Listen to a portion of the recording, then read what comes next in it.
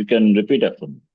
Om Vakratunda Mahakaya वक्रतुण्डमहाकाय Surya Koti Samaprabha सूर्यकोटिसमप्रभा Surya Koti Samaprabha is one word.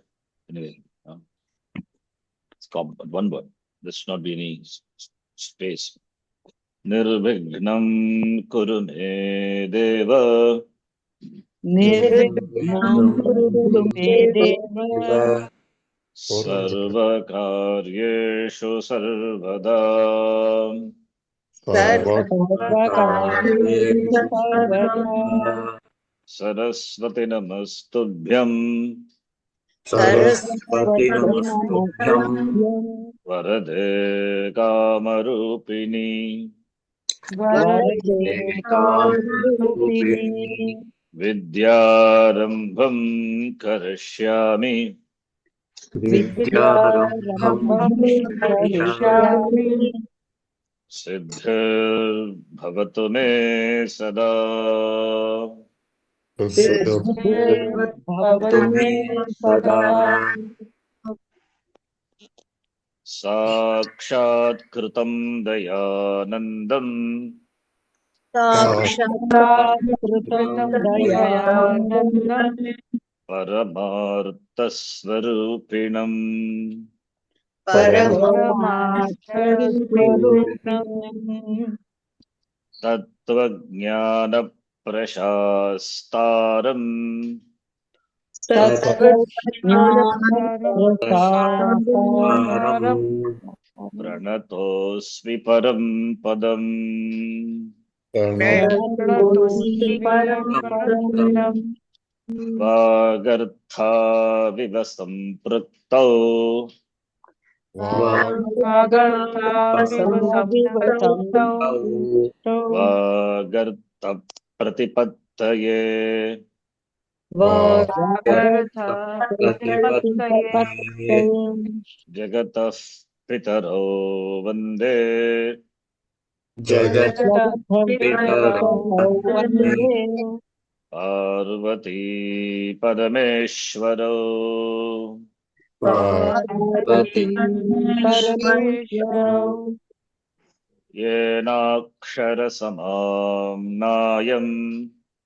येनाक्षरसमाम्नायम् Adhigamya Maheshwarat अधिगम्य महेश्वरात् Kritsnam Vyakaranam Proktam कृष्णं व्याकरणं प्रोक्तम् Tasmai Paninaye Namaha तस्मै पाणिनये नमः Vakyakaram Vararuchim वाक्यकारं वररुचिं Bhashyakaram Patanjalim भाष्यकारं पतञ्जलिम् Paninim Sutrakaram Cha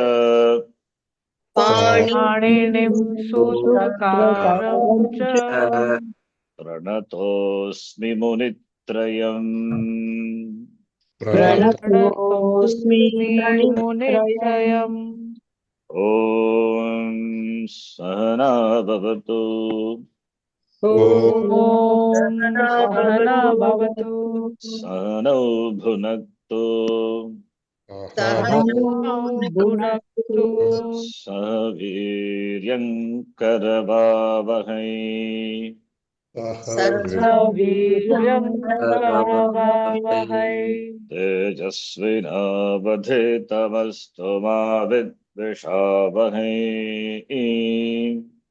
तेजस्विनावधीतमस्तु मा विद्विषावहै Om Shanti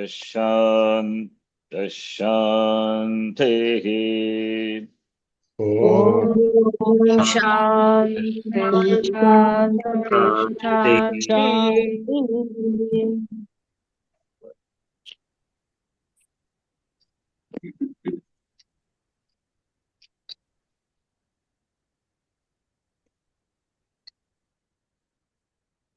Alpaksharam asandigdham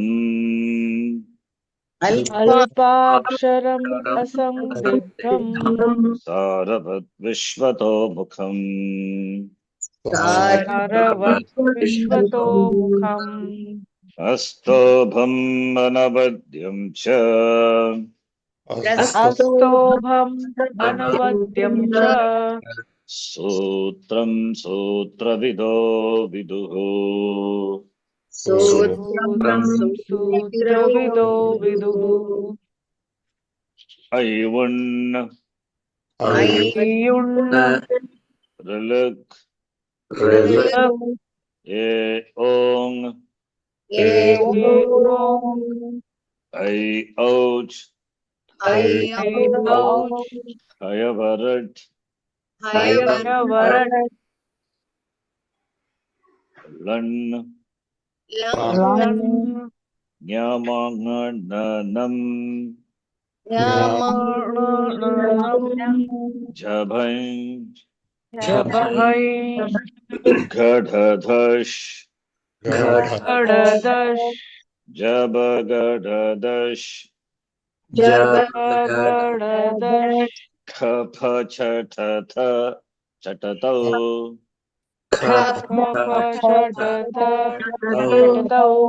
Kapai कपै Shashasal Shashadhar Hal हल Iti Maheshwarani Sutrani इति माहेश्वराणि सूत्राणि Akuga Visarjaniyanam Kantaha विसर्जनीयाणां कण्ठः Ichuyashanam Talu इचयक्षाणां तालु Ruturashanam Murdha ऋतुरषाणां मूर्धा Rutalasanam Dantaha ऋतुरसानां दन्ताः Upadmaniyanam Oshtau उपद्मानीयानाम् ओष्ठौ Nyamangananam Nasikacha यमनानां नासिकाच्च Vedaitoho Kantathalu वेदैतोः कण्ठतालु Vodautoho Kantha Oshtham ओदौतोः कण्ठ ओष्ठम् Jikhva Muliyasya Jikhva Mulyam जिह्वा मूलीयस्य जिह्वा मूल्यम् Nasika Anuswarasya नासिका अनुस्वारस्य वकारस्य Pakarasya वकारस्य दन्तोष दन्तोष्टम् Oh, missed it. Okay, sorry. Pakarasya Danta Oshtam वकारस्य दन्त ओष्ठम् Jikhva Muliyasya Jikhva Mulyam जिह्वा मूलीयस्य जिह्वा मूल्यम् Nasika Anuswarasya नासिका अनुस्वारस्य Ramo Rajamanis Sada Vijayate रामो राजमणिः सदा विजयते Ramam Ramesham Bhaje रामं रमेशं भजे Ramena Bhigata Nishachamuh रामेण बीहता निशाचरचमूः Ramaya Tasmai Namaha रामाय तस्मै नमः Ramannasti Parayanam Parataram नास्ति परायणं परतरं परतरं रामस्य दासोऽस्म्यहम् रामस्य दास्योऽस्म्यहम् रामे चित्तलयः सदा भवतु मे रामे चित्तलयः सदा भवतु मे भो Ram मामुद्धर राममामुद्धर. There are many shlokas like this, like that, but this is enough. First let us chant this, memorize, then we will learn. The Shabda, you can see, this shloka, you can see the form of Rama Shabda. Ramaha, Ramo, Ramaha, that we will be learning later. So, all the cases of Rama Shabda are in the shloka format. Only Ekavacham, singular.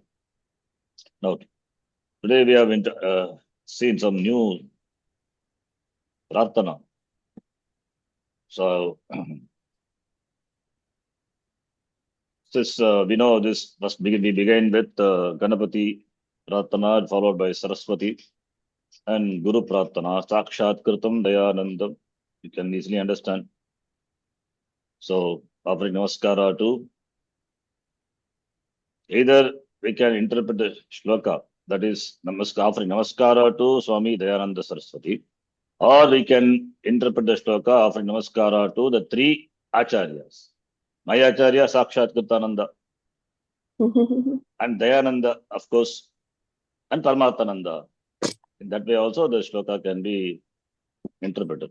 Because from Paramatmananda also I learned indirectly, not directly, though I have not attended classes directly. In fact, he was the first teacher. I was in the Ramakrishna Mutt. First I was listening to Paramatmananda only audios. So he brought me to Dayananda. And of course, after having come into Dayananda, then we came to know Swami Sakshat Kritananda. So like that. I wrote this shloka. This is written by me. Okay.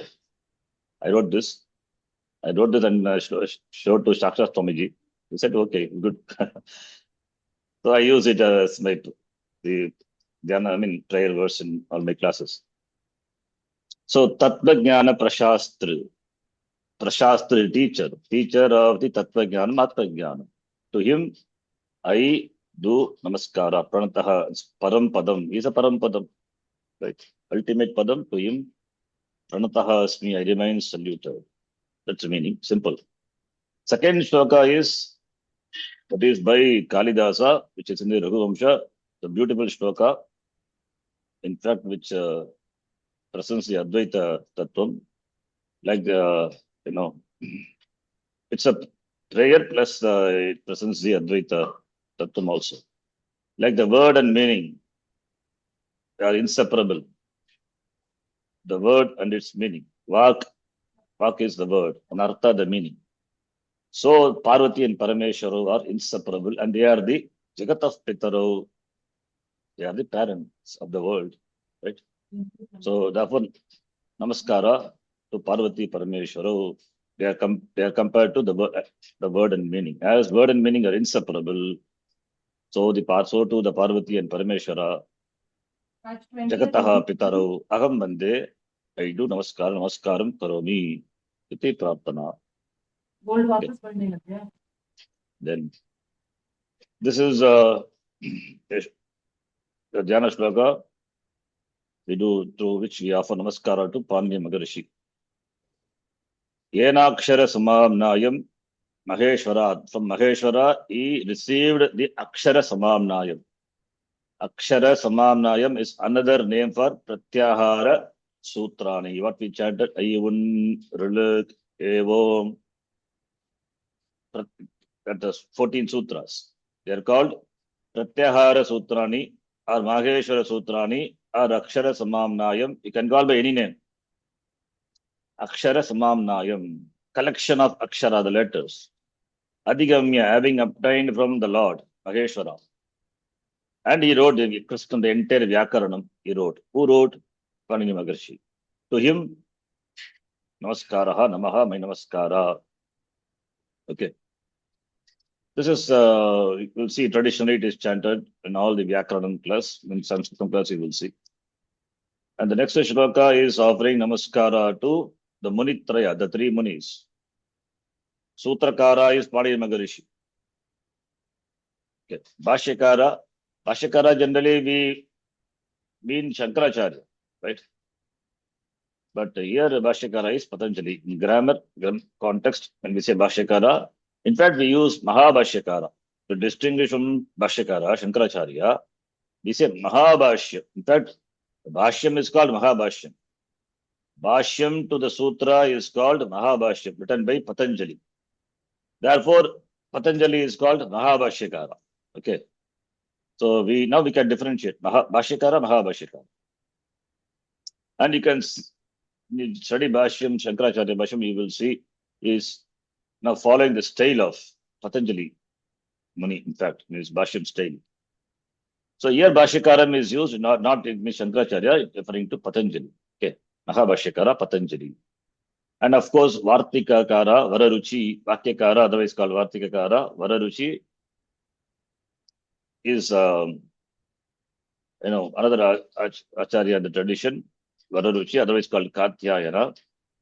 He has added to the sutras, which Panini Maharishi has not mentioned, which is the Panini Maharishi has not, has not done sutra for a particular word, which Vararuchi, it points out, and he adds, and sometimes he corrects also, Panini Maharishi, that also he does, Vararuchi will do.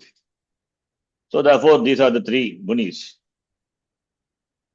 So to them we offer Namaskar. Munitrayam, Pranataha, Asmi, Namaskaram, Namaskaromi. Okay. So these are the two new add-ons. Then Rama Rajamani, that is, this shloka is there in Rama Raksha Stotram also, I think. Kaushika, Nina Rachita, Rama Raksha Stotre, Drishyate, this shloka also. The beauty of this shloka is the Ekavachanam of the Rama Shabda of all the cases. All the cases you will see, like Ramaha first. Rama is there, it is not Rama means Ramaha only. You will see it's all Sandhi. Ramaha is first case singular, Ramaha. Ramam, second case singular. Ramena, third case singular. Ramaya, fourth case singular. Ramat, because of Sandhi it has become Raman. Fifth case singular. Ramasya, sixth case singular. Rame, seventh case. Bho Rama, it is Sambodhana, addressing Rama, Sambodhana. That's the eighth case, singular. So Ramaha, Ramam, Ramena, Ramaya, Ramad, Ramasya, Rame, Rama. All the declensions, the Ekavachanam, declensions of Rama Shabda, beautifully is given in this shloka. Right? Yes. What's the doubt, sir? Is it in the same sequence? Yeah. I said no, 1, 2, 3. Same. Okay. First case followed by second case, third case. Right. You see Rama Shabda. I'll show you Rama Shabda. Okay. Even though we have not yet entered into the Shabda, but I would recommend you to memorize Rama Shabda from now onwards. You'll chant. You may not understand what it is. We'll be saying later. For those who are entirely new, completely new to Sanskritam, for them, this is the homework. First thing is memorizing the Shabda. Now it starts our headache, no? Kiranji, Soumyaji. Now we have to start memorizing. So memorizing session starts now. So no headache, okay. It's all, daily you chant like a Nitya Parayanam. You do some Stotra Parayanam, right, daily. Similarly, you make it, this is also religious, every day Parayanam. Just 5 minutes, open the book, chant 2-3 times for a few days. Then you will see automatically, it gets to your memory. You can do it. Like that one Shabda. Take a Shabda for a month. It doesn't matter. For a month also, it's okay. So commit to memory. It's very important. Later we will see how it is derived. It's that is not now, but even without derivation, knowing the derivation also, it is fine. Focus is not on that, but knowing the what vibhakti this particular word is given, what vibhakti, what vachanam, because we are going to use it and we are going to understand if it is used in a sentence. Okay, let us chant this. We'll start with the Shabda. First Shabda, Rama Shabda. See, first Shabda we chant Rama. Rama is Akaranta Shabda. If you take some English books, first Shabda is Kupa. That Anton book is there. You see, Kupa. Kupa is well. So we take the name of the Lord, but they say Kupa. Why should we start with the Kupa? Let us take with the name of the Lord, Rama. That is better, right? Not better, that is the best. If you see English books, there are many English now, the learning through the English book. They use their own terminologies and all. They begin the book with Kupa Shabda. Kupa means well. But in our tradition, we use always, first we begin with the name of the Lord, Rama, Rama, Krishna, like that.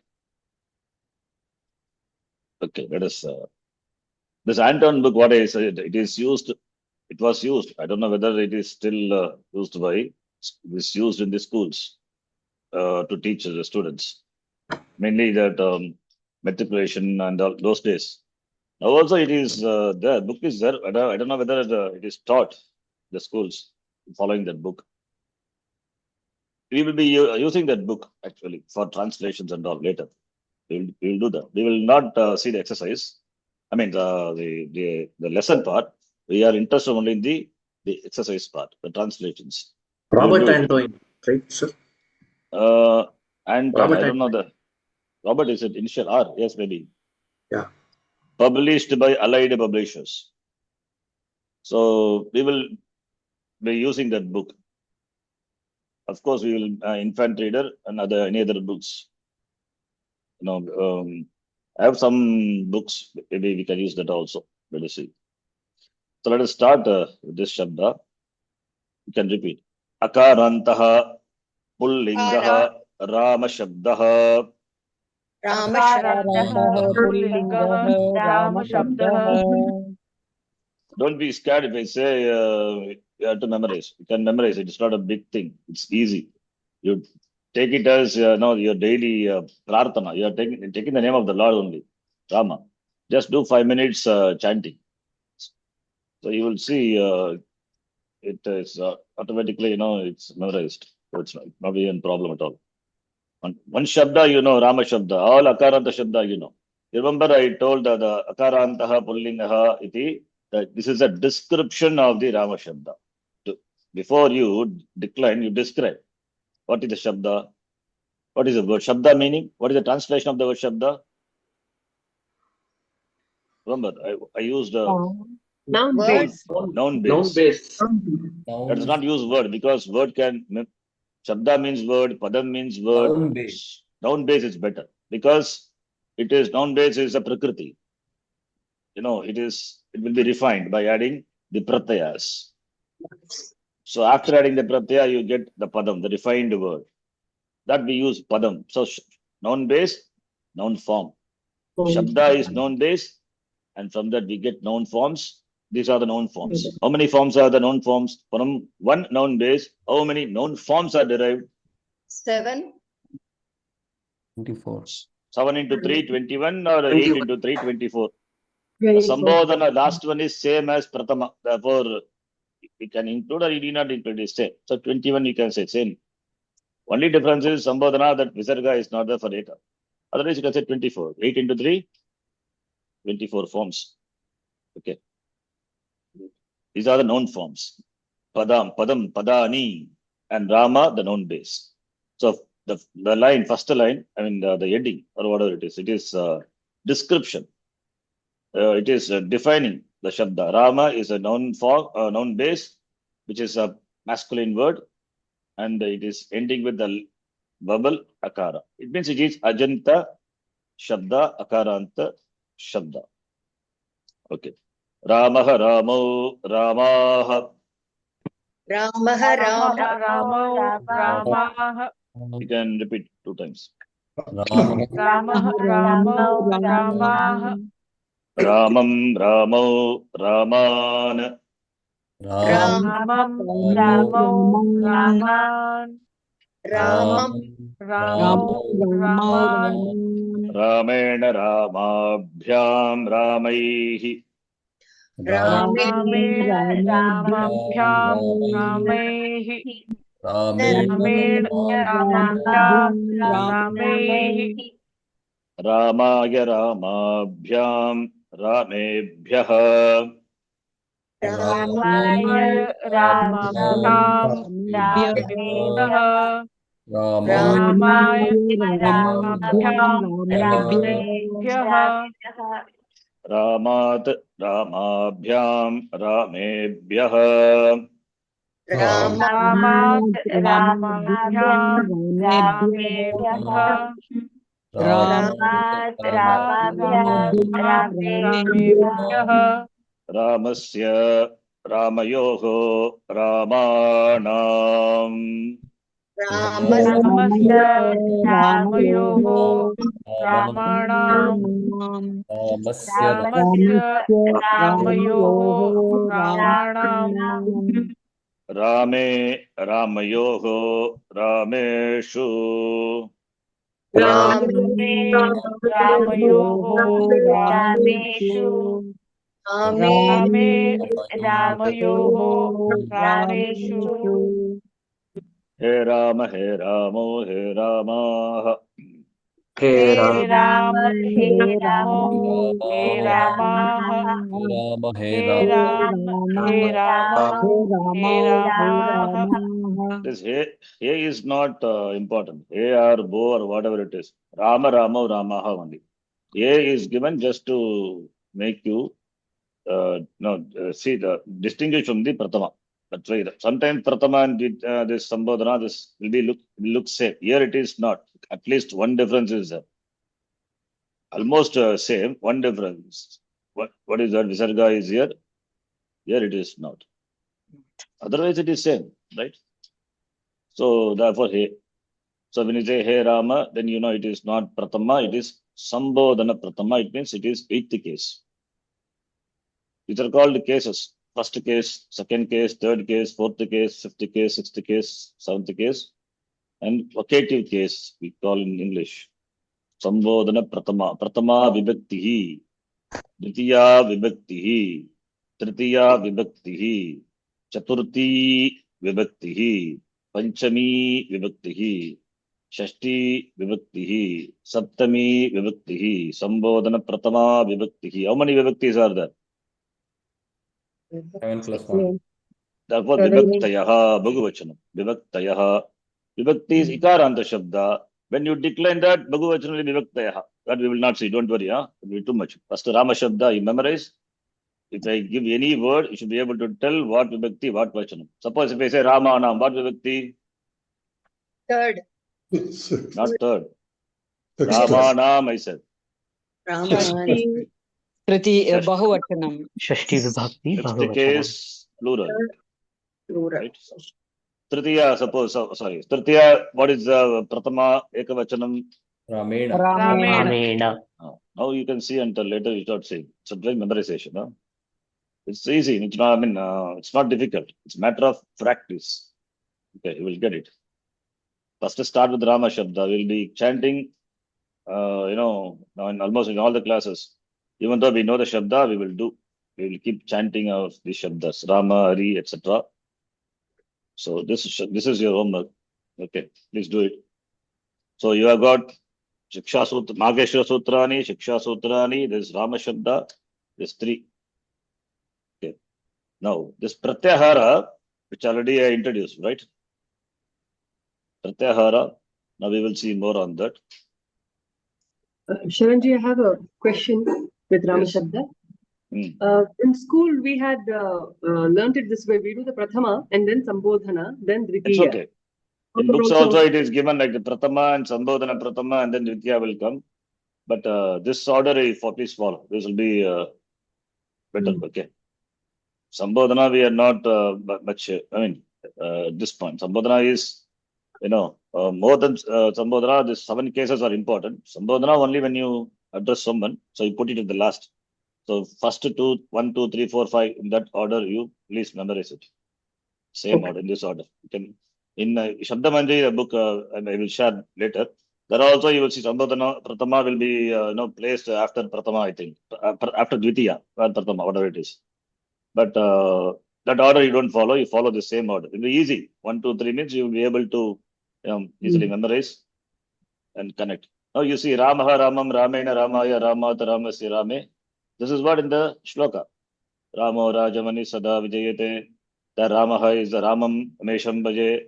Ramena Bhigata Nishachara Chamuhu. Ramaya Tasmai Namaha.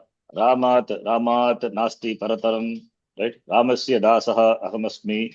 Rame Chittalayaha Sada Bhautame. Hey Rama, Bho Rama. Bho, hey, whatever it is, we can use.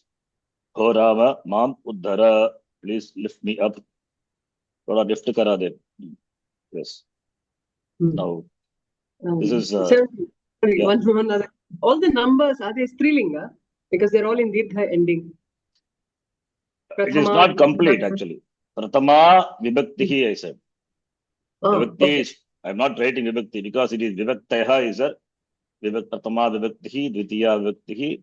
You can call Pratama. Pratama Vibhaktihi. Pratama means Pratama Vibhaktihi. Pratama itself doesn't have it. Pratama means first. What first? Even if we added Vibhakti there, it is still ending in Dirgha. Strilinga only. Strilinga? Strilinga. No, it is Pratama Pullinga, right? Akaranta Pullinga Rama Shabda. Which one Pullinga? Rama Shabda is all Pullinga, right? Yeah, that's a Pullinga only. Okay. She's Yeah, asking she something else. forgot She's the asking word. about the word Vibhakti, not Okay. about the Shabda Rama. Yeah. Okay. Every word has its gender, or whatever, the irrespective of the meaning. So Rama is Pullinga. Vibhakti, the word is Strilinga. Yes. Now, coming back, this Pratyahara Sutrani already we know. Now we will see more on that. This is a presentation on Pratyahara. Generally, Pratyahara I teach after the Akshara and all. But for you, since already you know Akshara everything, that's why Pratyahara Sutrani I taught you in the beginning itself. So it will be easy for you to follow. The well-known Samskrita, SAMSKR, I will not, should not be there. Translation. I always use Samskrita only, not Sanskrit. If you see, all my documents will be Samskrita only. Samskrita, I mean, refined. Most most of the notes are refined only. Samskrita in its meaning as well as I'm talking about the word. I don't use Sanskrit. Samskrita, the well-known. Yeah, somebody is asking some question. What's that? No, we are able to see only the presentation, not the shlokas. I'm showing the presentation only. What Okay, shloka? okay. No, you were saying something, so that's why I got confused. Okay. Samskrita grammarian and the sages Panini Maharishi. Okay, I always address Panini Maharishi, not Panini. He's not my next door neighbor. Okay, he's a rishi. We have to address the properly Panini Maharishi. Similarly, some people I have heard they'll say Ramana.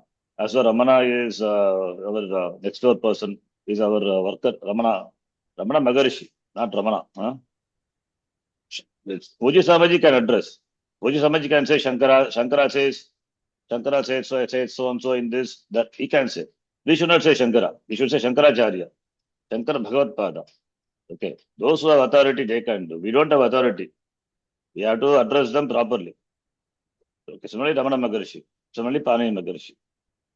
Right? In the beginning, I told Dayananda. I will not say Dayananda. Dayananda Saraswati Swamiji. Puja Swamiji. Otherwise, Dayananda, the word I was explaining, that's why I said Dayananda. Dayananda Swamiji. Puja Swamiji. I remember when before coming to Ashwadhya Kurukulam, I met Swami Guruparananda personally. That time I was a Namakrishna Math. I wanted to study in Ashwadhya Kurukulam. That time I was talking to Guruparananda. I told Dayananda, but he said Puja Swamiji. I said Dayananda. He said, because I'm not familiar with the Swamiji.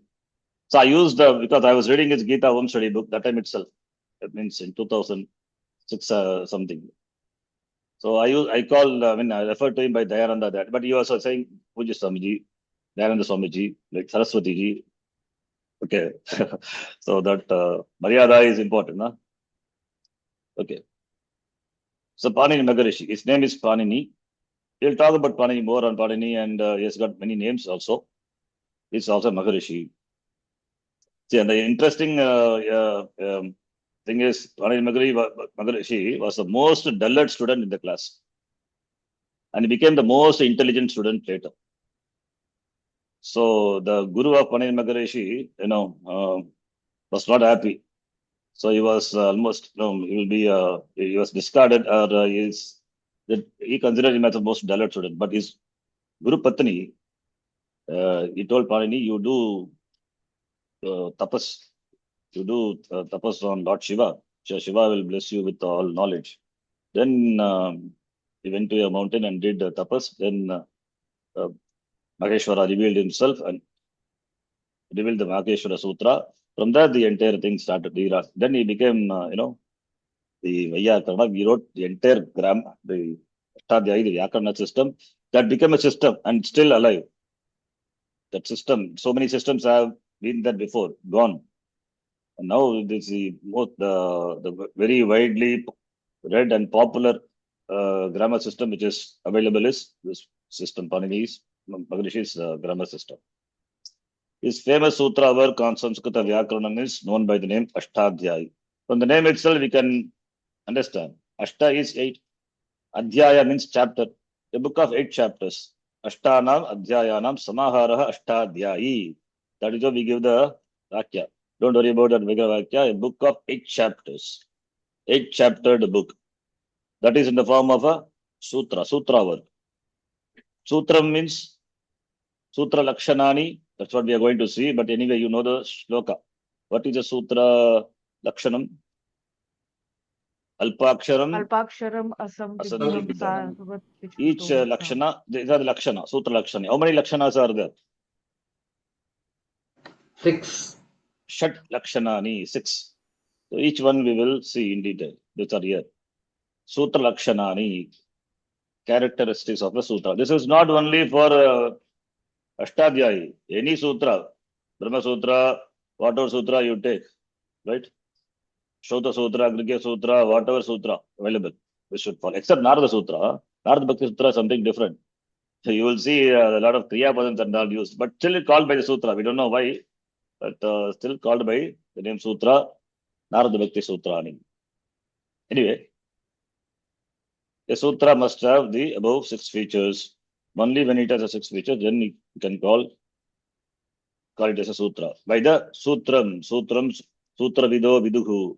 By the knowers of Sutra, it is called a Sutra, that which has these 6 characteristics. What are they? Each one? We'll see.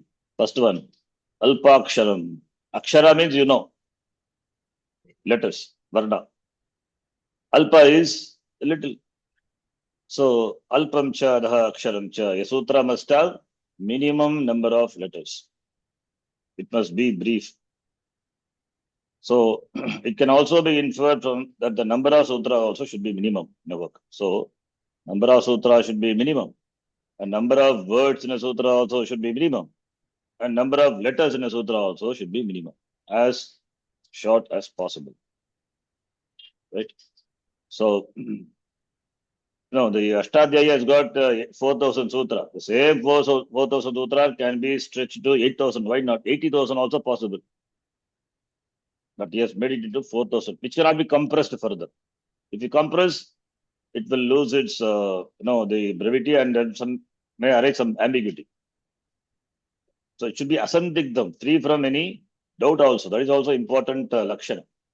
So therefore, it cannot be compressed further. So 4,000 sutras.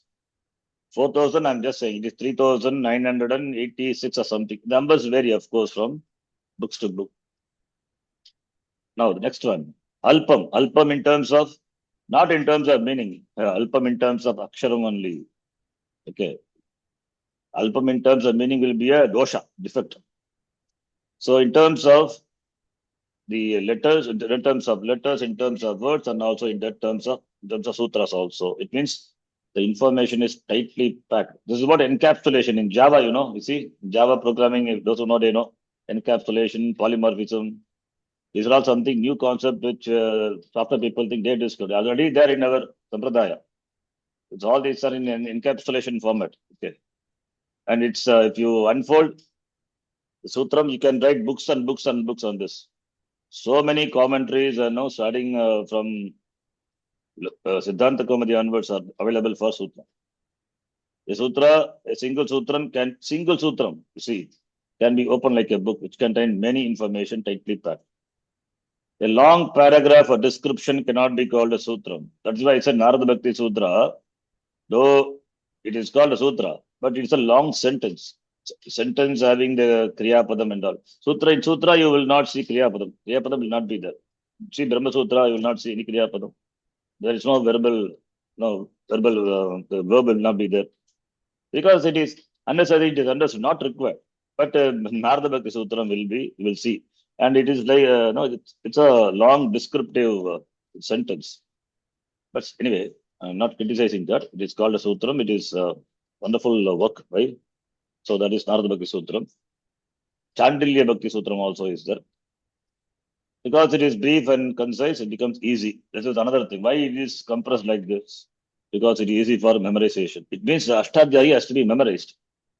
If you say 100% of the people will run away, all the people will run, nobody will be there in the class. Thank God, we don't have to memorize, don't worry. Only the teacher will be there. But if you learn traditionally, you should memorize the entire Ashtadhyayi, not only the Ashtadhyayi, commentary to the Ashtadhyayi, that is Siddhanta Kaumudi also you have to memorize. Then only the teacher will teach you. If this condition was there, I myself would not have learned Sanskrit, not possible. Next Janma also not possible. Thank God it is not there. Puja Swamiji did not make any such rule. So we are fortunate to learn. Otherwise, even now, if you go to Rishikesh, I have seen some students, some sadhakas in Rishikesh. They know the entire Ashtadhyayi by heart. And but if you ask the meaning of sutra, they don't know. But they know the entire Ashtadhyayi. They ask me sometimes if you can come and teach. But they are all staying there, living samashram, taking Bhiksha, living and then learning. From different gurukulams they are learning. But they know the entire Ashtadhyayi and Siddhanta Kaumudi also. Even some Dikshita, some Pandits, they are Vedic Pandits. They don't know Sanskritam, but they know the Veda. Okay. They came to Puja Swamiji when Puja Swamiji was there in the Gurukulam. I have seen them. Many of our batchmates I have seen. They know the Ashtadhyayi by heart. They will chant beautifully, the entire. They will recite. But they don't know the meaning of the sutra. They came to Swamiji and Swamiji in his 80s was teaching Ashtadhyayi to them. Only 4 or 5 Dikshita will come and they learned from Puja Swamiji. See, even in his ripe old age, Swamiji was teaching Sanskritam. Even when he was, one video was there. It was in the stretcher. Swamiji was asking about a particular sutra, Litlakara, Budhataho, this will come, how Bu become Babuva. He was explaining. So, that sutra, it kept him, it kept his memory very highly active. So he was, his memory was something amazing. He can recognize anyone, any person, anytime. If he has seen only once in life, he recognize it. Such a memory. Thanks to Sutra, maybe Ashtadhyayi, we don't know. Sutra keeps your memory very active. So you will not have the old age problems. Old age problems you will not have. Like the loss of memory, amnesia will not be there. There's one advantage. At least this advantage, just for the sake of this, at least we can learn Sanskritam, right? Yeah. One benefit is that. Because if you don't say the benefit, how many will learn Sanskritam? See, anything for that matter. Prayojanam anudvishya, na mandopi pravartate. You have to tell what is the benefit. What is the benefit of doing this? Benefit of learning. Because we are interested always in the benefit, some prayojanam. No prayojanam is there. Then why should I do it? Prayojanam is there in learning Sanskritam. Okay, of course, in understanding Vedanta, not only that, it also helps us to keep our memory, sharp. Even when other systems fail, Memory will be sharp. Then the second characteristic, asandigdam. Na sandigdam, asandigdam. Sandeha, sandeha, in our language we use sandeha, doubt, In Sanskritam also sandeha is there. And sandigdha also. Sandigdha is that which is doubted. Na sandigdam, which is not doubted, not doubtable. So free from ambiguity. Yes, sir. What's the question? Sharanji, did you say Siddhanta Kaumudi is a commentary on Panini Maharishi Ashtadhyayi? Ashtadhyayi, yes. Okay. The sutram must be free from any ambiguity. So if it is ambiguous, then it will create doubts. What does it say? Does it say this or that? Like, see, Gita, the shloka is Nasato Vidyate Bhavaha. Those who know, studied Nabhava Vidyate Sata. The same shloka is interpreted by Advaitins, Vishishta Advaitins, Dvaitins. Just one small grammatical thing, if you do the interpretation, the meaning itself will change. It will give three different philosophies. Dvaitam also, Advaitam also, Vishishta Advaitam also. I'm not saying it is ambiguous. The grammar, Samskrita, grammatical explanation, use that three possible, interpretation meanings. When it comes to Sutra, even Brahma Sutra also like that only. Brahma Sutra, same Brahma Sutra commented by all the Acharyas, right? Ramanujacharya also, Madhvacharya as well as Shankaracharya. But when it comes to Sutra, here, Vyakarana Sutra, of course, here we don't have any philosophy. So therefore, at the same time, there should not be any ambiguity. The meaning, what the intended meaning, that should be conveyed without any doubt.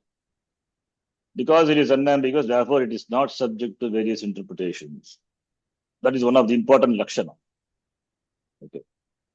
Therefore, it is doubt-free. It is clear and free from vagueness. Therefore, when it is doubt-free, then produces clear right knowledge. Right?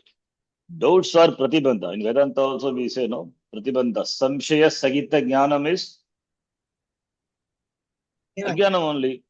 As good as ajnanam only. Vedanta Upanishad removes ajnanam. Right? Upanishad doesn't produce new knowledge.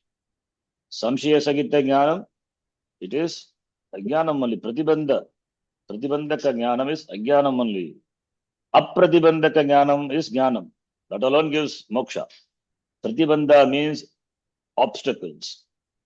Ignorance also is an obstacle. In fact, ignorance is the main obstacle. One of the obstacles? It is the main obstacle, right? So asandigdam is always important. Asandigdha jnanam, doubtless knowledge. Because it is doubtless, therefore the sutram is doubtless, therefore it produces clear right knowledge. This is the second lakshanam. Third one, saravat. Saram asya asti. Saram, the essence, the subject matter. So it should not focus on unnecessary things, non-essentials. Only it should pertain, should discuss. The topic should revolve around only the subject matter, saravat. Not unnecessary, non-essential details. Because it will invite other words, other sutram, therefore, that will dilute the work, therefore. Third one, Vishwatomukam. A sutra must be multifaceted. It means to be able to use in different contexts and different topics. And the sutra, whatever the meaning is, the same meaning it will convey. I always give this example, like the mobile phone. Mobile phone is multifaceted, right? You can use it as the timepiece. After mobile, I never used to wear watch. Because mobile phone is, why should we? And it is also timepiece not required because you can set alarm. And it is, you can watch videos. So it's even any the Netflix, everything you can watch in the mobile. You don't require TV. With mobile, with mobile you can attend class. You don't need a laptop. So same mobile serves so many purposes. You can call, you can talk, you can do everything. Similarly, Sutram also. Sutram being what it is, should be it is applicable in different contexts. It means the Sutram must be versatile. Vishwato Mukam. Vishwata is multifaceted. Vishwata Mukam. See, right translation, multifaceted. Vishwato Mukam. Mukam is face. Vishwataha is, it has many. So many faces, multifaceted. It means versatile. And therefore, because it is versatile, therefore, there is no need to repeat the sutram in a particular context, because that is there somewhere in the Sutra Pata that is applicable here. So that is the meaning. Vishwatomukam. Yes. Saranji, asandigdham meant not to have any ambiguity, and yes, subject. It is not subject to various interpretations, but here it says its applicability of the meaning in many contexts. But wouldn't that Yes. kind of contradict? No. Here All we are use it in the, we have other tools which will not create any ambiguity. So, yep. See, for example, a general rule is there. A general rule for that one sutram will be there. It is irrespective of the context, the topic, whether it is compound or whether it is Tinganta Rupa derivation, verbal form derivation or noun form derivation. The common rule is, for example, Santi is common, right? Joining the letters. It can be used in many places when it comes to Tinganta, verbal form derivation or noun form derivation, or in compound, wherever Santi is applicable, Santi rules are common. So we don't have to write separate sutra for deriving the verbal forms, separate sutra for noun forms. Santi sutras are located in a particular place in the sutra that is has wide application. That is what versatility. Okay. So that doesn't create any ambiguity. Ambiguity, whether this will appear or that will appear. Ambiguity in terms of meaning. What does it convey? That should not be. Right? Okay. Then astobam. Stoba means praise. Stuti. That should not be, see, in Upanishad and all, we have a Soumya. The Upanishad addresses student. Even Gita, you will see Bhagavan addresses Arjuna, a Anagha, a Parantapa, a Gudakesha, so many things are there, right? He addresses. Some praising. So that glorification, praising, all these things are not allowed. They are not allowed. So stoba means stuti. Stuti or any other word also, even Ninda also. Why Ninda should be done here? Anyway, the stoba is glorification. So, Chitraji, you are scribbling on my screen. Every time I delete, you're scribbling on my screen. Every time I delete, and you keep scribbling. Please don't do it. Just check if your hand touches. I think it comes. Yeah, it's a mark. Yes, I understand. Yeah. So stoba is glorification. Okay, the glorification, na stobam. Unnecessary stoba words. Not only stoba, any words which are unnecessary in the form of adjectives, should not be there. A sutra must not have unnecessary letters or words. Every letter is meaningful. Every word is meaningful, and the letters also. No glorifying words are allowed because it distorts the brevity of the sutram. And no particles like cha, tu, tata. All these are the pada purnatam. The shloka you will see. Like somebody asked in the last class. Drishta ketus chekitanaha cha why comes many times. Pada purnartham in shloka it is permitted, but not in the sutra. Sutra doesn't have any meter, right? Shloka has got a meter, anushtup chandas, trishtup chandas. In poetic literature you will see, but not in the sutra.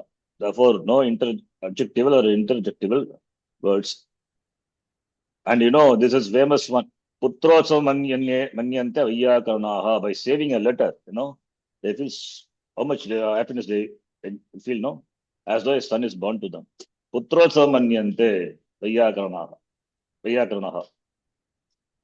By saving a single letter, they get, they become so happy as though they got a son. So saving a single letter, and what to talk about a sutram, or a word, or a sutram. Putrotsavam manyante. This is a famous line. Putrasu manyante Vayyakaranaha. The grammarian feels so much happy by saving a single letter. That happiness is compared to that the person, how much happy the person would be when he gets the son. So much happiness, grammarian, they derive by saving a single letter. Charanji, The is last, it, yeah, Is it Padapurnartham or Padapurnartham? Padapurnartham. It's a typo. is it Putrotsavam Manyate or Manyante? Manyate singular, Manyante plural. Putrotsavam, that's why I changed it. Putrotsavam Manyate Vayyakaranaha.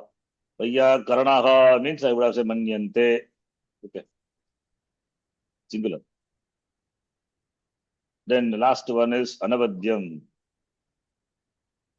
Vadyam, Avadyam, Anavadyam. Avadyam means faulty, blemish. So Anavadyam should be blemishless, should be free from defects. Defects it can be in terms of meaning and in terms of grammar also. So both, in terms of both, should be impeccable. The sutra must be free from grammatical errors also, must be free from giving faulty meaning. Arthataha Anavadyam. Okay. Shabdataha api Anavadyam. In terms of artha, meaning, whatever the meaning the sutra conveys. In terms of the word also, it means the sutra itself will follow the syntax of the sutra. Syntax of the language. No, the sutram is for, sutram gives the grammatical rules for the language. That sutram itself will follow. Understand? Sutram itself will follow the grammatical rules. Shabdataha. Will not use the words which are, which are not grammatically correct. And if it is there, that should be interpreted. That, of course, the commentators will do. So these are the 6 features, Shad Lakshanani. This is what we chant every class. A sutra having the 6 features is called a sutra by Sutra Vidaha, the knowers of the sutra. Okay. Right. Now, further the Nageshwara Sutra, that what we are going to see. Now, this Vyakaranam came first or Veda came first? Which one came first? Veda. From the Veda. So, whatever Veda says, that is the authority, final authority. You cannot interpret you cannot correct the Veda by the Vyakaranam. Right? So, it is now, therefore, the Vyakaranam what we have, is it prescriptive or descriptive? Is it for the language which is existing or was it created for the language? It is there, no? So after the language only the Vyakaranam came. Not that not like computer language. Computer language you form the syntax first, right? And then you write the programming language. But here the language being there and for which the Vyakaranam is written. It's not easy. But that's why this is grammar came into existence after the language. So therefore,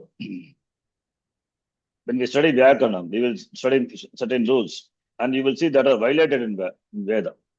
Can we say violated in Veda? No. In Veda it is like that. Veda has got the authority. That's what we say. Remember, in Gita also when you asked Arvind, I told this is Chandasam, this is Vedic usage. We say Chandasam. Another thing, please note, Chandasam means don't confuse with Chandas. Chandas is one of the Veda Anga. We know, right? Shiksha, Kalpaha, Kalpa, Niruktam, Vyakaranam, Chandaha, Jyotisham, iti, Shad Veda Angani. There Chandas is there. Gayatri Chandas and so many Chandas are there. In Sandhya Madanam, we take all the Chandas, names of the Chandas. Chandas is different. Chandasam is different. Chandasam, when we say it is Vedic. Okay. So, when you see a word which cannot be grammatically explained, but in Veda uses, it is Chandasam. Okay. Please note. Or sometimes we say it is used by, not by the Veda, by Gita and other Purana, etc. the writer, Vyasacharya, has used, but that word cannot be grammatically, derived or grammatically cannot be substantiated. Then we say it is Arsha Prayoga. Arsha is, okay, this is another thing. Arsha, not Arsha, Arsha.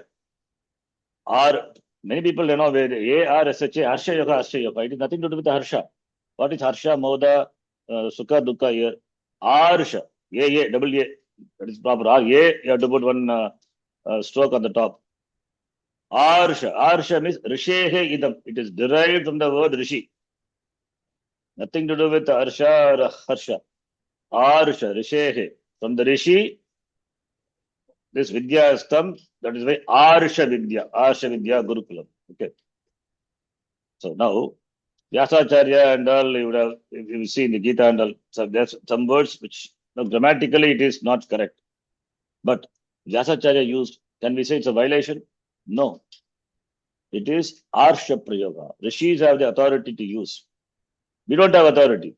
We cannot say, suppose I write one shloka or panchakam. I say this is Arsha Prayoga. This is not Manushya Prayoga. What to talk of Arsha Prayoga? We cannot say like that. Okay. You have to follow the grammatical rules. But Rishis, they are the Vyasacharya, not exempted. Okay. Sharanji, can we say Chandasa Prayoga means used in Shruti but cannot be explained in grammar, and Arsha Prayoga means used in Smriti but cannot be explained in grammar? Yes. So interestingly, just a week back, Arvind and I, in other group, actually, we were discussing about the same one. The slide it is mentioned, right? The grammar is not for the Vedas. So I posted a question saying in Mahanyasam, there is a statement, Eka Kapala Bhavanti. So then I asked, so how come it is Eka and Bhavanti? So both are contradicting. Then we got what is the full sentence? Eka Kapala Bhavanti, that's all. Eka Kapala or Kapalaha? Kapala. That is Bhagavachanam. Eka Kapalaha Bhavanti. Kapalaha Bhavanti. Therefore, Bhagavachanam, it is grammatically correct only. Don't convert the Eka. That what Eka, that the one who has Eka Kapalaha Bhagavachanam, therefore Kapalaha Bhavanti. Fine. Yeah. That's what I got confused. Because of Eka. Not with Eka, but ending with Kapalaha Bhavanti, correct only. Okay. I don't know the context, okay, I'm just saying. Okay. What Eka Kapala, we have to find out the context, what is the meaning. Kapalishvara is there. And in Tamil, we say Kabali. What Kabali? It is not Kabali, it is Kapali. Kapalaha asya asti iti Kapali. Kapali, Kapali cha Ishvara cha Kapalishvaraha. The Lord Shiva, who has got the Kapala, the skull in his, skull has the Bhiksha Patra. Skull Kapalishvara. Bhikshadana. Okay. Yeah. Fine. Let us come back here and okay, 9 o'clock I have another class. So before whatever possible, we will do it. So the grammar came into existence after the language. Okay. So it is descriptive or prescriptive, You understand. Based on the usage of the words in the Vedas and also in the spoken mode, grammar was scripted by Vanya Maharishi. Even for grammar, Vedas are the Pramanam. See, so Veda is not only the Pramanam with regard to the Apurusha Vishaya, even for grammar also. Grammar is not for the Vedas. Veda is independent. It has a final authority. The famous statement, Satyameva Jayate, occurs in Mundaka Upanishad. Jayati, it should be really. Dhatu is Ji Dhatu. Ji to conquer, to win. Jayati, but Jayate, it is Vedic. Chandasam, Veda can use. In the language, when we study, we will see Jayati, Jayataha, Jayanti, like that. Ramaha, Jayati, Rama wins. But in the Upanishad, Jayate, Satyam, Jayate, it is Vedic, Chandasam. So Veda is a final authority. And what this grammar is supposed to give? Grammar should give legitimate reason, logic for the usage of the words by Veda. So writing grammar after the Veda, that is the usage of the words in the Veda. Okay, then the words used by the great sages which are not bound by, I don't know any Arsha Prayoga, Any grammatical rules are called Arsha Prayoga. You cannot explain by grammar rules, available grammar rules. We have to accept them as it is. But there are words in the Vedas which do not follow any rules. These words are Vedic, Chandasam. And the Vedas have the special privilege to use it. Whereas the words which are used in spoken mode are by the writer of any work, not modern writers. We're talking about all the great people, Acharyas, the Rishis, Vyasacharya, etc. They are. Writer of any work has to follow the grammar rules. Again, great sages like Valmiki, Vyasa, they are beyond any rules. Please note. And the words used by them are called Arsha Prayoga. Prayoga means usage. Arsha is Rishi, Vishehe, Vidam Arsha. So they have the authority, they can use it. In Gita, in fact, we'll find many places, not many, I mean, I have come across 2 or 3 places of the study. There you will see. There are not by grammatical syntax, it's not like Panini and grammatical syntax, by that it is not correct, but used by Vyasacharya. So how do you substantiate? Arsha Prayoga, we say. Okay. So bearing the Vedas and the sages, therefore the grammar rules have to be followed. We have to follow the Sutra work of Panini Maharishi. Panini Maharishi has got a set of rules which are to be followed strictly. The whole work of Ashtadhyayi by Panini Maharishi is based on 14 sutras, which form the backbone of the entire work. So they are called Maheshwara Sutrani. It is believed that these sutras were given by Lord Shiva himself to Panini Maharishi. So this is the shloka which says, Nrutavasane Nataraja Raju Anadatakkam Navapanchavaram Uddhartva Khamas Sanakadi Siddhan Etat Vimarshe Shiva Sutra Jalam. This is in Nandikeshwara Shiksha, I think. In that book is there. I saw the source on that. I'll check. So Nrittavasane in the state when he was dancing, Nritta means dancing. Avasana, that Nrittavasane, while he was dancing in between. Nataraja, Rajaha is a king of kings, Nataraja. Nanada, he beat it. What? Dakka. Dakka is a drum. How many times? Nava Panchavaram. Nava is 9. Pancha, 5. 9 plus 5, 14. 14 times. Sanakadi Rishin Uddhartu Kama, desiring the Uddhartu, lifting off, means spiritual lifting, elevation of the sages.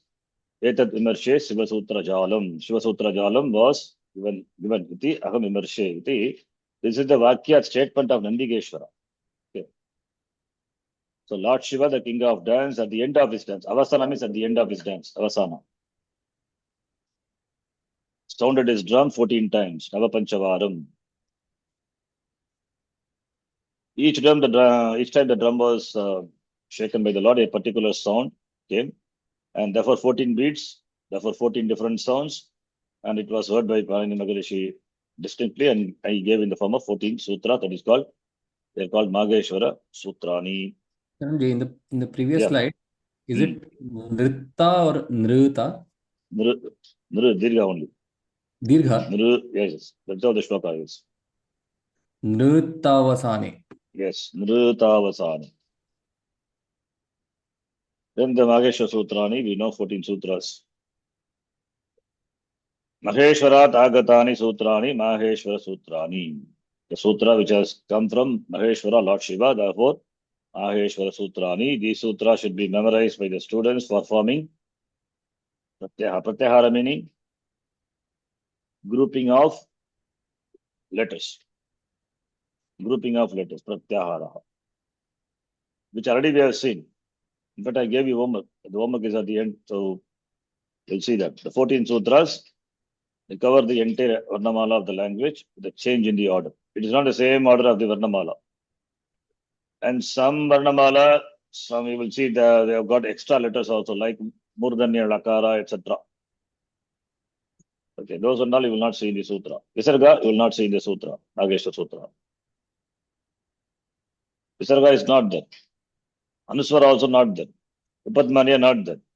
Jukamulya not there. That's why they are called Ayoga Vagaha. They are not connected to the sutra, therefore they are called Ayoga Vagaha. Ayoga Vagaha. Na sambadhyate. Na sambandhyate sutrebhyaha. Therefore they are called Ayoga Vagaha. Technical term, Ayoga Vagaha. You will see the word later. They are not in the sutra, Nageshwara Sutra.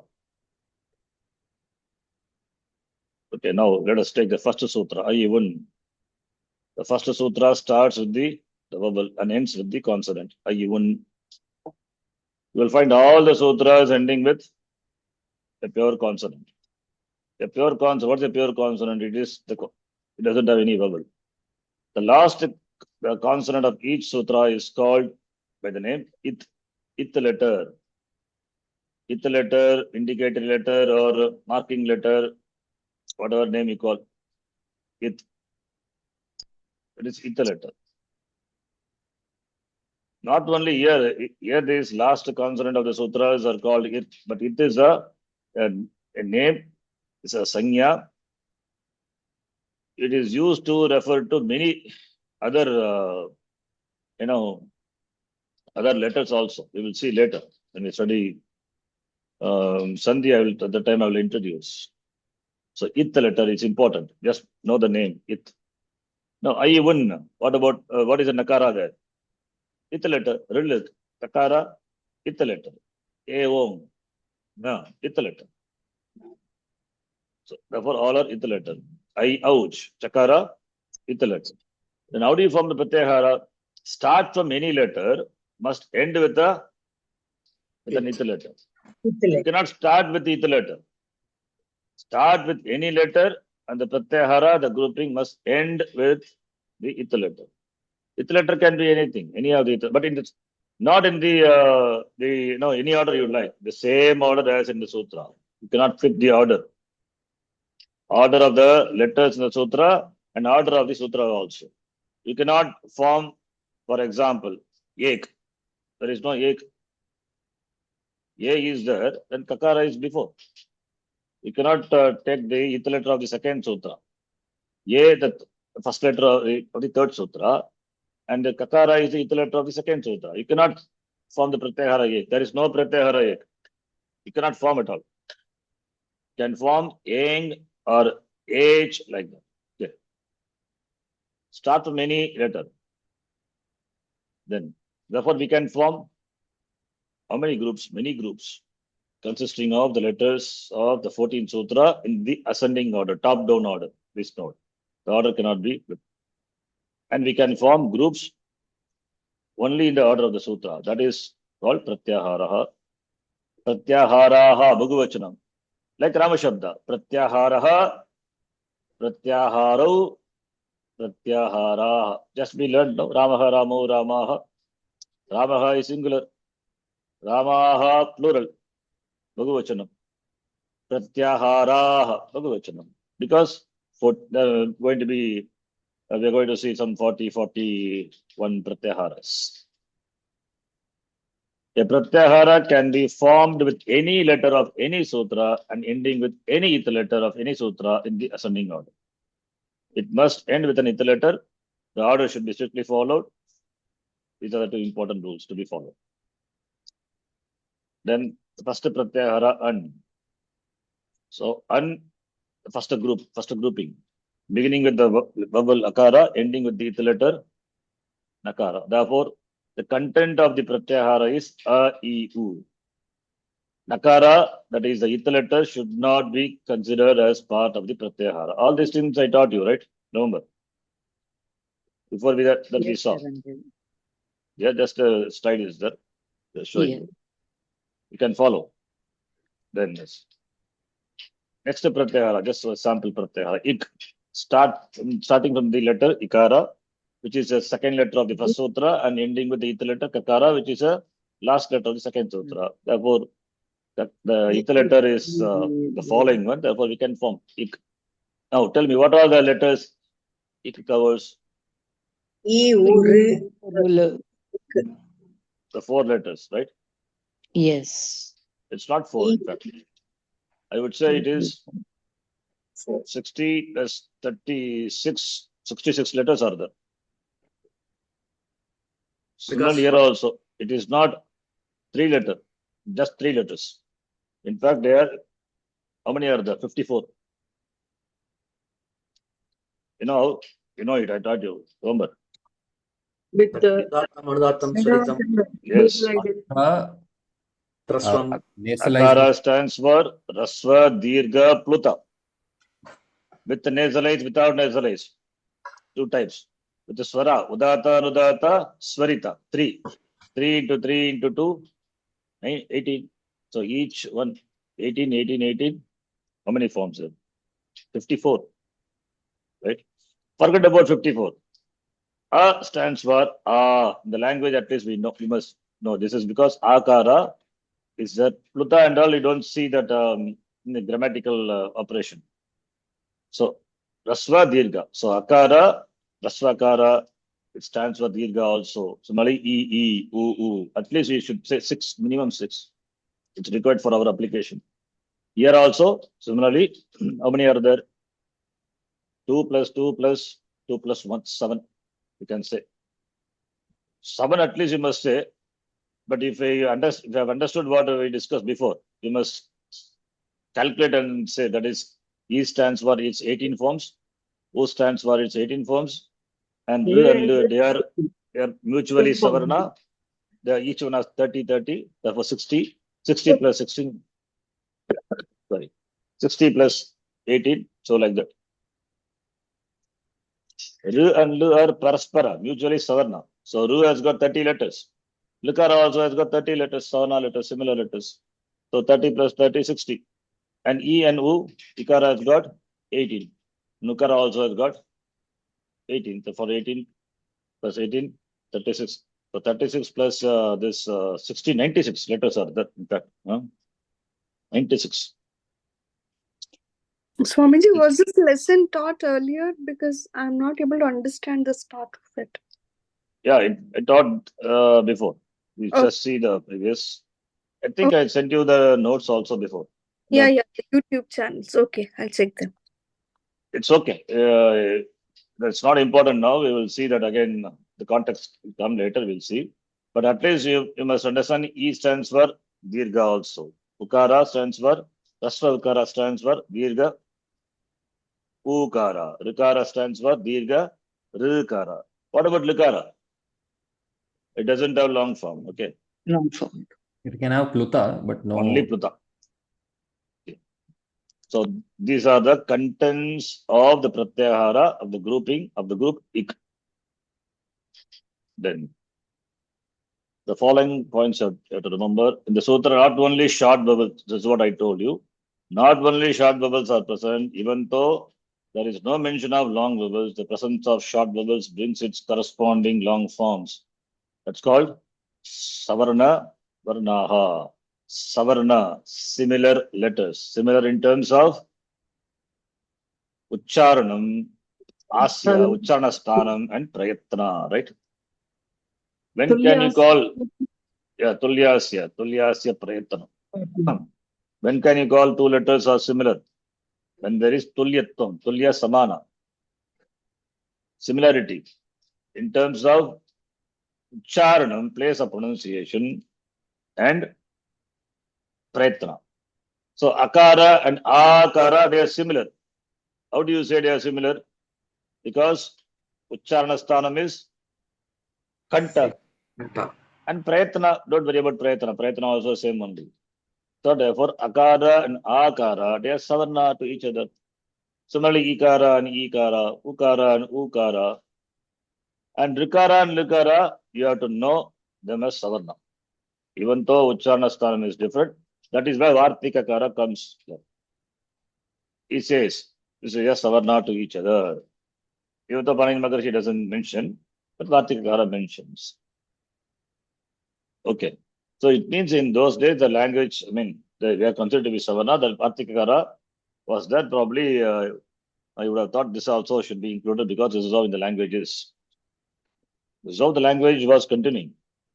Okay. So therefore, Vatikara he adds that also. Parajivaka he doesn't mention. Paraduchi, one of the Munitraya, he adds, he tells us, Rikara and Likara are Savarna. Okay. Sharanji, Yeah. so do we call these as Savarna Akshara or Savarna Varna? What's the difference between Akshara and Varna? Both have same meaning. You know, Varna means sound also, Varna means letter also, Varna means color also is there. Varna has got so many. Akshara is Naksharati iti Akshara, Aksharani. The sounds are there in the creation. Not it is not destructible. Vedas are also sounds like Shabda Rashi. So Akshara. Akshara Samamnayam we say. The Samamnaya, the word referring to Veda also. Veda is also called Akshara Samamnaya. Amnayasya Kriyartatvat Anartakya Madadattanam. This is the one Sutra, Jaimini Sutra, the Karma Kanda. Amnaya, the word he uses. Veda. Akshara Samamnayam. Akshara Samamnayam. Veda being a Shabda Rashi, we can solve Shabda Samamnayam, Akshara Samamnayam. And here Mageshwara Sutra is referred to by the word Akshara Samamnayam. So Akshara is referring to the letters in general. All the letters. Varnaha also same meaning. Varnaha, the word we saw, that which is propelled from the vocal organ, is called Varna, sound. When it is captured in the form, it becomes a letter, what you write, right? Varna can mean color also. Yes. Amnaya means Veda is what you said? Yes, yes. So is that why they say Dakshina Amnaya? Something like that, yes. Yes, yes. Dakshina, yeah. Okay. Amnaya is it's Veda. Okay, now now the an pratyahara, the nakara, now you see, nakara of the group, here the grouping nakara of the first sutra. Okay, that's why A-I-U. Akara stands for long vowel also, Ikara stands for Ikara, Ukara for Ukara. So 6 letters are there. At least 6 letters you should be able to say. If not multiplication of 18. Is 6. Similarly, Ak is equal to A, I, U, R, and L. In fact, a short vowel brings its corresponding 18 forms. This is what Savarna, which we discussed before. Since the difference is only in matra between the short and the long vowels are understood in this sutra. These pratyaharas, therefore pratyaharas, an, etc. will have long forms also, will include. Now what about at? Start from akara up to ayavarat. It covers all the vowels, then have the sibilant, then the 3 semi-vowels. Yavara. All the consonants. What about the consonants here? See, all the vowels and the corresponding long forms, they are part of the pratyahara. Ha, yavara. Here ha, that akara, it is added to the consonants for ucharanartham. Please note. This is also important thing. Many places in Sutram also we will see akara is added for the sake of pronunciation. Suppose if it is not there, then how do you chant this? Not possible. Hayavarat you have to say. So that's why Hayavarat akara by default. Default letter is akara. The vowel akara is added to the consonant in the sutra for the sake of pronunciation. Therefore, please note. Therefore, content is hakara, yakara, vakara, repa. The consonants. In addition to the vowels, both the long and the short vowels, hakara, yakara, vakara, and repa. Okay. And takara, what about takara? That is ita letter. That is not a part of the pratyahara. Excluding that, all the other letters should be considered as the part of the pratyahara, the grouping. And when it comes to consonants, remember that akara of the consonant is only for ucharanartham. Don't consider that. You have to remove that. Take the consonant alone. Is it clear? Then let us do some practice of forming pratyaya. An is equal to a, e, u. Again, this time I repeat, but next time onwards I will not repeat. You have to understand. Akara stands for its long form also. Ikara for its long form. Ukara for its long form. Ik is equal to e, urul. Uk, urul. Ak, a, e, urul. So ak covers all the simple vowels. Do you remember in the beginning? We started with simple vowels, samana swaraha, amishra swaraha. So ak is simple vowel. Eng, A-O, H, A-O-I-O. Therefore, H covers all the Sanyukta Swaraha, Mishra Swaraha. Right? What about Ach? Ach covers all the vowels. What about At? Covering all the vowels and sibilant Hakara and Yavara. What about Yan? Covers all the sibilants. Here, that even though is there, that is also Itha letter. We should not, that also will go away because it is Itha letter. That La, it is only one letter in the sutra which is nasalized. Please understand. Learn, we chant, right? The nasalized Lakara. That is also, the nasalized Akara also is Itha letter, not Lakara. The nasalized Akara is, please note, the nasalized Akara is Itha letter.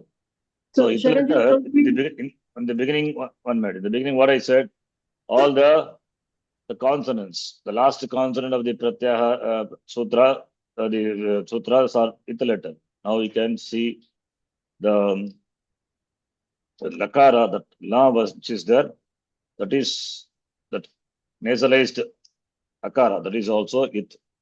So therefore, it is the Sanya, the name is not confined only to the consonants.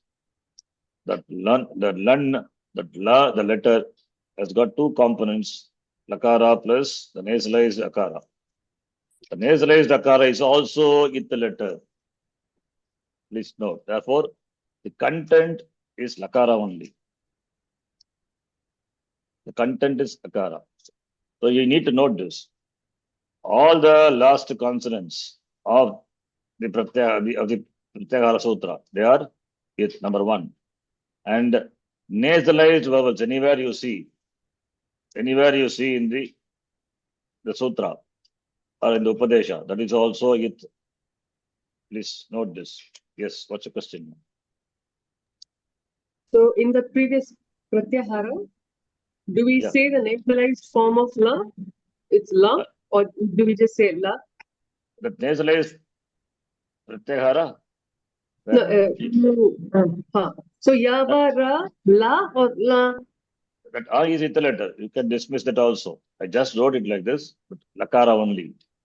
But see, why here Ya is there? It is Yakara Ya. Same thing here also. Yes, Akara is added for the sake of pronunciation. Similarly, nasalized vowel is added here. So No, then I we meant, say. So for the ease of pronunciation, we are adding Akara to them, right? So we are saying it as are we saying it as Yakara or Yavarala? Yakara, Vakara, Repha. You can say you can say Yavarala, but it is understood Yakara, Vakara, Repa, and Lakara. Yavarala you can say, nothing wrong. Because it is for sake of pronunciation, only Yakara is added, right? Nothing wrong in saying. For Lakara. But in your understanding, it should be Yakara, Vakara, Repa, and Lakara. Okay. So do I have to say La here or La? That's what I'm asking. Is it nasalized there? Because we are not removing the Akara there. You can say Lakara, nothing wrong. Because anyway, that content is only Akara. So that nasalized is there for some other purpose. But you can say Yavarala, nothing wrong. Okay. You can say. In the same way, we can form Pratyaharas, and 41 Pratyaharas are used. In fact, I have given you the list. That's you. Will you try? All? Yes. Swamiji. Yes, yes. You try, okay. So now, Prayas give any Pratyahara. For example, like yai. Can you tell what are the contents of the pratyahara yai?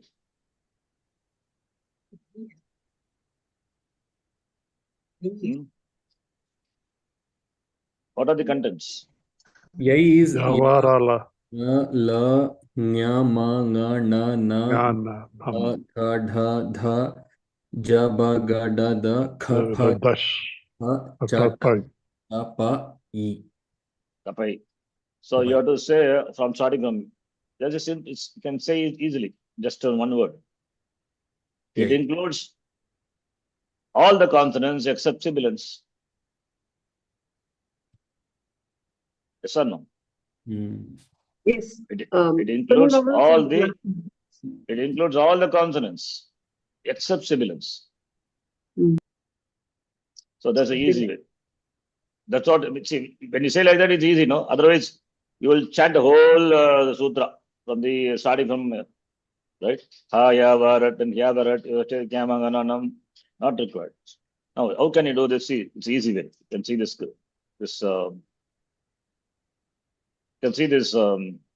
slide. For the sake of easy, understanding and to easy reference, you can put the sutras in two sutras in one line. So, for example, I even look. So, Ak stands for all the simple vowels, right? Similarly, Evom, I, ouch. I'm putting the two sutras in one line. So, it stands for all the conjunct vowels. Ayavarat and Len, Hakara plus semi vowels. Then fifth letter, Nyamangananam, Javai Gadadash, fourth letter, Javai Gadadash, third letter of all the class consonants. Kappa Chatata Chatata Kappa stands for second letter and first letter of all the classes, right? Class consonants. Last two sutras we put it. Shashasar Hal stands for sibilants. So when I ask Yai, Yai, you know it is a sibilant. Therefore, find out here, Yai. And ending with Yakara. Therefore, covers all the letters except sibilant, everything is covered. Easy. Wow. So this is easy. This is good. Similarly, anyone any letter you can do like that. Suppose if I say, what are the Jash letter? Starting from Ja and Shakara, Jabagadash. Third letter of all the class consonants. Simple. Suppose if I ask you Jash, fourth letter of all the class consonants. Suppose if I ask Jash, the fourth and third letter. Easy. So this you can follow. If you have this, then this will be easy. The previous slide, the homework will be easy. This is how I've done the homework, Sharanji. I've elaborated the entire Pratyahara and then what they are written in the brackets, like vowels plus semi-vowels, or Yes. third and fourth. It's like This is very easy. This is how it should be done. Just quickly. Therefore, you can form easily. Now, suppose if I ask you, what about Shar? Shar. What is Cha? Cha is first hard letter of sibilant. the class consonant, right? Ending with Repa. Repa for the sibilant Shashasar. Therefore, first letter of all the class consonants and Shashasar. Simple. Hard sibilants. Yes, hard sibilants you can say. Yes, exactly. First letter of all the class consonants plus hard sibilants. What about Jal? Important Pratyahara Jal. Will be seen. Jabang. Jal. Tell me. Jha is fourth letter. 4, ascending order. 4, 3, 2, 1, and all the sibilants. You see that this have this will be easy. Jal I asked. Jal, Jha, fourth letter. Right? Then Lakara. 4, 3, 2, 1, and all the sibilants. Right? This will be easy. You can follow this. This is I'll send you this. Now you work again the 41 Pratyaharas. Okay. With this, be easy. We follow all of you. Yes, Yes. Soumya ji, clear? Yes. Will you try homework? Yes, definitely. Okay. Please, if you are done homework, send it to the group. Let us also see. Yeah. Okay, I think I'll stop here. Just it's an example. H is equal to, you see, H is start from A up to Chakara. Chakara is the second letter. You see in the second row, the last letter. Therefore, all the simple and conjunct vowels. H. Conjunct vowels. Similarly, Hal. Hal start from Hakara, the third row, first letter Hal, ending with Lakara. But don't take the last one. Hal. There's no use of that Pratyahara. Okay. So start from the third line, first letter Ha, and ending with Lakara, covers all the consonants. 5, the Hakara semivowels 5, 4, 3, 2, 1. Plus sibilants. What about Al? So you can see the mathematical application. H plus Hal is equal to Of the Varnamala. Al, all the letters. Right? I sent this to the group, so you can use this. And this is your homework. If you are not tried, please do it. This already, this also I sent, again I will send. You can try all the Pratyaharas now with this. Okay. I think we will stop here. Any doubts you have, please ask me. The last one. The This homework. is, yeah. What is the homework? Homework, please see the WhatsApp group. Okay. I sent Okay. all the 41 Pratyaharas. So you have to find the letters of the Pratyahara. Okay. 41 groupings are there. Sent you. Let's see. Okay. Now you can ask any doubts. Please ask. I've got another class, but anyway, the person has not sent me a message. So I'm sending. Okay. Yes. Any doubts? When I say, if you take any particular Pratyahara, right, especially the Vyanjana portion, I'm saying. Mm. For example, let us say if I take Bash, Okay. Ba, Ga, Da. So when I say how many Pratyaharas can be formed, so how many letters are there here? So you said 18 and other steps, right? So for one particular letter, I'm saying. So are we including only that Dirgha and Haraswa, or that Baba, Bibi, Bubu, even that also? No. They are not. They are not including that. They are the consonant vowel combination. They are not included. Only that Bakara, the letter, it's a pure consonant, that alone. Not Baba, Bibi, Boo and all. How can they be? Because Bakara is Akara and B is Ikara. E and E are not Savarna. I mean, sorry, not Savarna. They are not included. Yes. Of course, they are not Savarna. They can't be included. Yes. Only Bakara and, the Gakara, Dhakara, Dhakara. They form the content of the Pratyahara Vash. Not Baba, Bibi and all. They are not same, right? Sorry, I didn't get your point, sir. See, they are not, they are not included. They are consonant vowel combination. They are not included. Even if you take Ba, even that Ba also has B with that Ba with Halantar, that that's true. That's true. Plus Yes. And Akara, right? Akara is only for Ucharanartham. Okay. Yeah. Akara is only for Ucharanartham. So by default, the language we always use Akara for Ucharanartham. Okay. Sometimes Ikara also is used in some other places. Okay. So it doesn't stand for all the other combinations. No. Okay. See, here only Marna only is captured, right? All the letters of the Varnamala, not the products of the Varnamala. Okay. Yeah, that's my doubt. Consonant vowel combination, they are products. So they are not included. Okay. Then the problem will come down and you have to include conjunct consonant. How many will it include? So that they are not there. Yes. Okay. Excuse me, sir. Will you be sending the voice recording also in the group? Because I have to listen to you once again this class. Who is saying? I think there now I send you the video. Oh, YouTube video, the link. Because I have to listen once again. Yeah, please listen. It's a little difficult for me. Yes. Okay, thank you. Thank you. Charanji, I have a question. Yeah. Last class you mentioned Ayoga Vahaha are Anuswara, Jihvamuliya. Sorry.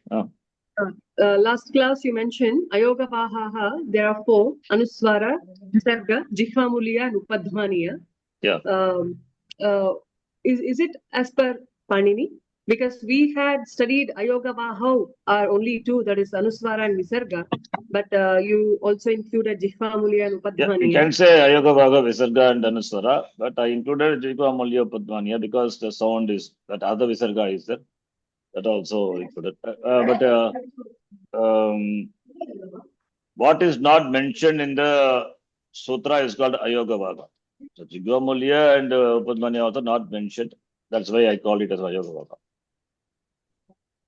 Oh. Ayoga Bhaga means that the meaning of the term is that which is not mentioned in the sutra. So Visarga is not mentioned, and Anuswara also not there. Similarly, Ardha Visarga also not there, which is Jihvamuliya, Upadhvaniya, not there. Therefore, the 4 are called Ayoga Bhaga. In Sanskrit Bharati books, you will see these 4 are mentioned. Where Sharanji? In Sanskrit Bharati book. Oh, okay. Even some Paniniya Shiksha, Varnocharana Shiksha, I think, there also it's mentioned. I think I have to check. Could you please share with us the source? Because we do chanting. So there was a little confusion in the terminology used as Ayoga Vaha. No, that so Varnocharana Shiksha, I don't know, but somewhere I have seen. But in Sanskrit Bharati book, I have mentioned these 4 are Ayoga Bhaga. Okay. Yes. Okay. Thank you.